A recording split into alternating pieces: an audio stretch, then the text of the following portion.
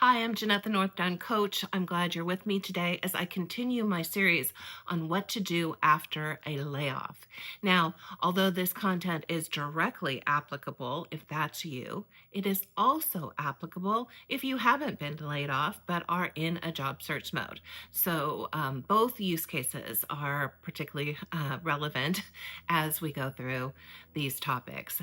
So, today I want to build on a concept that I introduced in the last video, which is around setting your search criteria. So, ahead of time, before you are in search mode, an important first step is to outline what's most important to you, or what are the important components that you want to find in the next opportunity, and then put a prioritization or a weighting on them. And I compared it to what it feels like when you might go onto a car lot to purchase a vehicle. If you have not done your homework ahead of time to determine things like, what's your budget, what are the features that you want, et cetera, when you get onto the car lot, it's easy to fall in love with a particular vehicle that might not, when you cool off outside of that setting, might not actually meet what is most important to you. But in the moment, kind of emotions take over. This is the same idea for setting up your job criteria so that when you get into decision-making mode on some real alternatives, you are clear-headed and being able to think about, okay, really what is most important to me?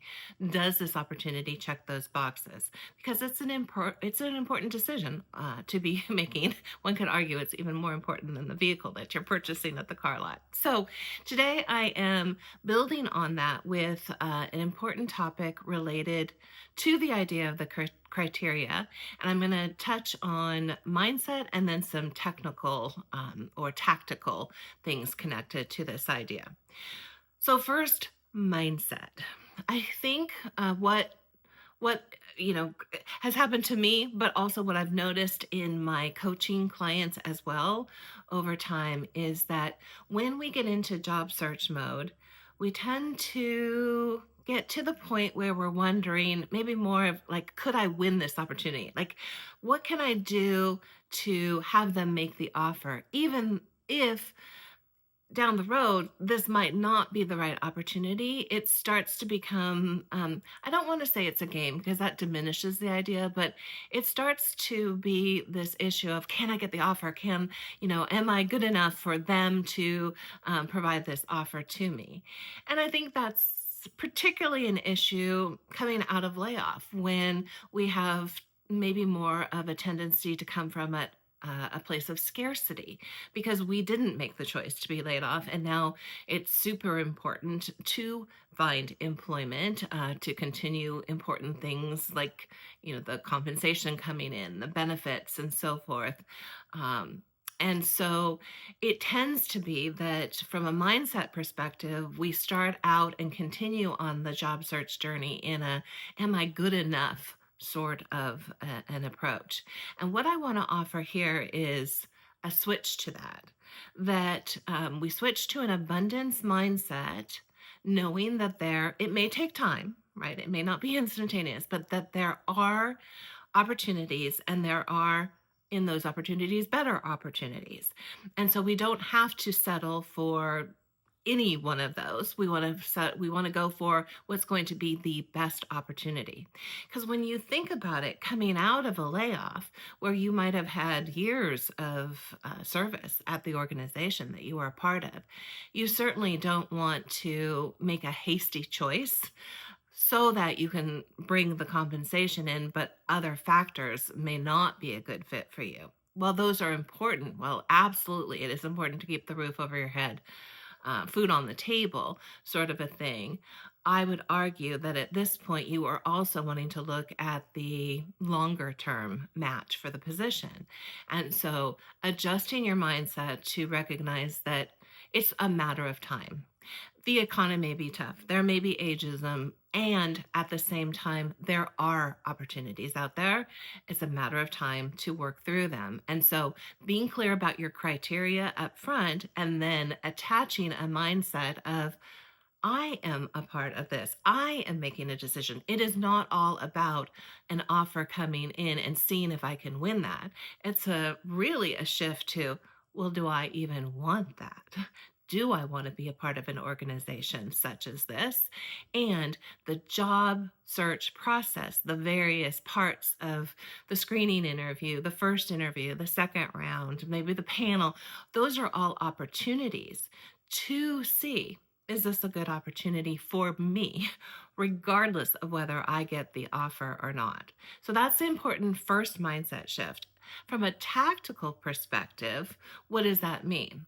Well, what I would offer is that we look back at the criteria list. So if you take a look at what's on your list, there are certain things like, does it check the box for the compensation range I'm looking for? Does it meet some of the characteristics in terms of how I want to be working? For instance, is it in person? Is it hybrid? How much of it is in person versus remote? Is it fully remote? Is it the industry? Is it the type of role that I want to be doing? What about some of the characteristics of the manager and the team and the leadership and the values match?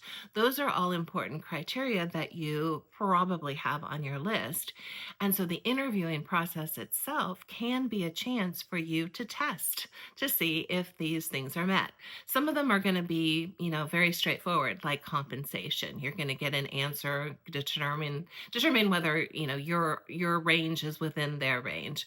But there are things that are a little bit more difficult to search for, like some of the values pieces of it. And so this is where you're going to want to be very thoughtful as you enter into this process about how you're going to gather that information. So, what are the kind of questions that you can ask during the interview process that's going to give you information, pros and cons about whether this criteria of yours is going to be met in this organization? So let's take an example. Let's say that work-life balance is an important value that you hold true. When you're in the interviewing process, if you ask questions about this that are very straightforward, you're probably going to get what you will signal in the question itself, probably what the answer is that they should give you. And so I would offer that that's not necessarily going to be that valuable. What you want to do relative to this particular question is look for evidence of it being of it being present, and of it not being present. So you might ask questions like, what's a typical work week like here? What's a typical work day? What are some of the norms around how you communicate? What's typical for vacation time? Um, those sorts of questions are not going to necessarily signal directly the responses that you're looking for. Instead, they're going to give you some evidence, some pros and cons to that question. So that's the idea, that first we adjust mindset related to what is the search process about, and adjust it from scarcity mode, where it's like, can I get the offer, to abundance mode. Do I want this offer? Do I want this opportunity? Do I want to say yes to this? And then to enable those kind of questions to be answered, we want to look back at our criteria list and then think very planfully, is that a word? We want to plan for the questions and the evidence that we're going to be looking for in the process, record that along the way. And then when it comes time to decision mode, then we will have something that we can really work with here. All right, that's it for this week. I'd love to hear your thoughts about this idea, what you've tried, what's worked, what hasn't worked, what are some of the challenges. Drop those in comments. I'd love to have a dialogue with you there, which, again, this week, that is what the job process is all about. It's a dialogue, right? Not a monologue. All right, thanks for watching, and we will see you next week.